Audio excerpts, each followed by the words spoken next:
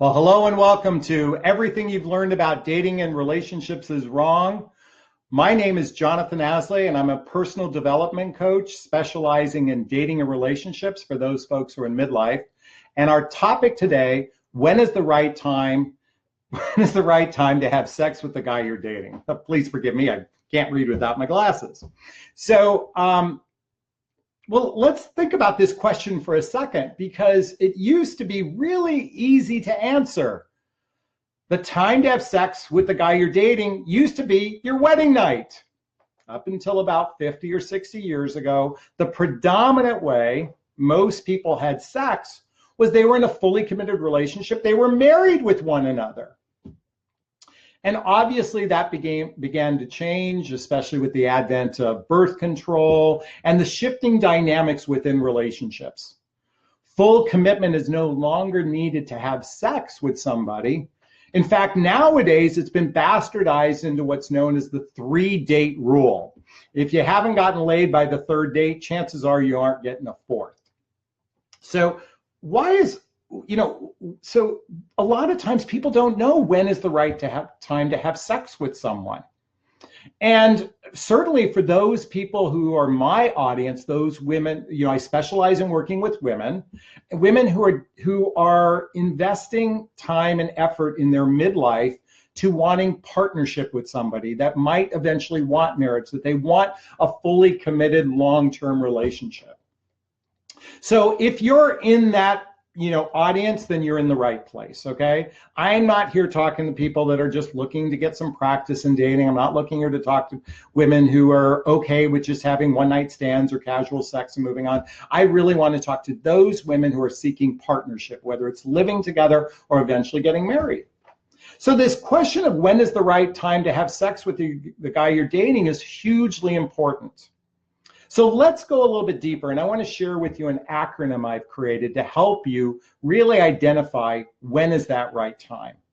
And the word is simply CARES, C-A-R-E-S,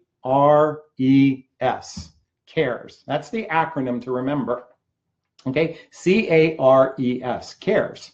And the C stands for comfortable. When you feel comfortable. Should never be in a position where you should have sex where you don't feel like this is what you want to do. And so if you're not feeling comfortable with the connection you're feeling with this person, or you're not feeling like there's intimacy or trust being built, then you should wait until you feel comfortable when you say it's the right time for you. Okay? That's number one, C. A stands for aware. Be aware of the consequences. Let me repeat that, aware. Be aware of the consequences. If you're the type of woman that bonds very easily with a man by having sex with them, in other words, once you've had sex, you've bonded with them, that oxytocin is like this. You cannot let go of that person. Then you should be fully aware of the consequences before having sex with someone. And we're going to address that in a moment. We're going to kind of cover that in this little acronym. So be aware. The R stands for real. Learn his real intentions. I know many of you women have been told about how men love the chase and they go after what they want and they like to go from point A to point B, and when they conquer it, they've gotten it. All right, let's think about this. Do midlife men really walk around going, I want a relationship, I want full commitment, I want to live together in partnership? Is that their real intention before having sex? No, the chase is all centered around getting laid for the most part, okay? And I'm generalizing here. So it's not all men. But sex is, the chase is purely about getting laid. So you want to know what his real intentions are. At least this is my offer and suggestion to you. You take it for what it's worth. This is my recommendation. Find out what his real intention is. Does he want a fully committed relationship? Is he seeking to maybe live together with someone? Is he seeking potential marriage? If that's what you're seeking, learn his real intentions. That's the R. Now the E stands for exclusivity.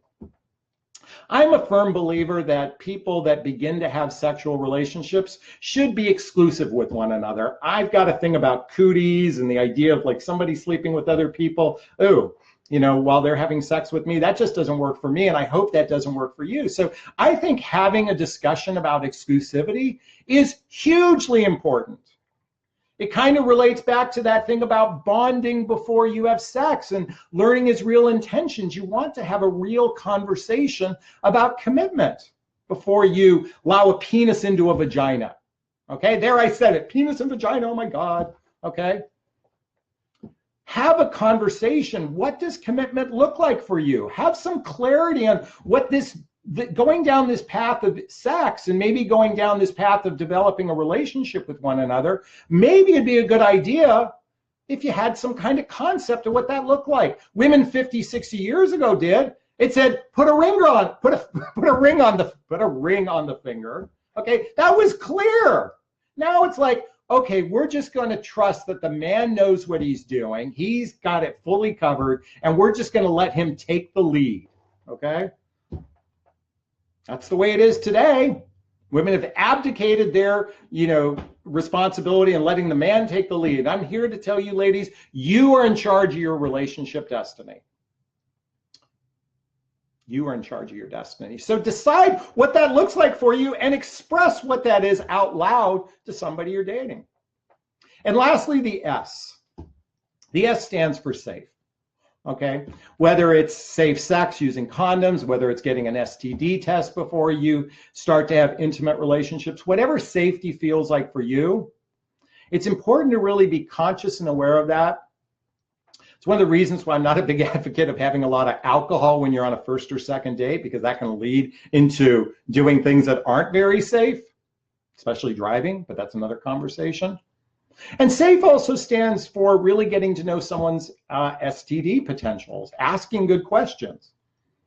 This acronym is really here to help you really think through this process of asking good questions, knowing what exclusivity means to you and knowing and finding out what it means to him, learning his real intentions, being aware of the consequences. Certainly being comfortable and safe are pretty easy, but the other three, I want to recommend that you spend a little more time stepping inside and asking those questions. And don't be afraid of asking really hard questions of someone before you let that penis into a vagina. Okay? So there you have it. When is the right time? Only you know when it's the right time to have sex with the guy you're dating.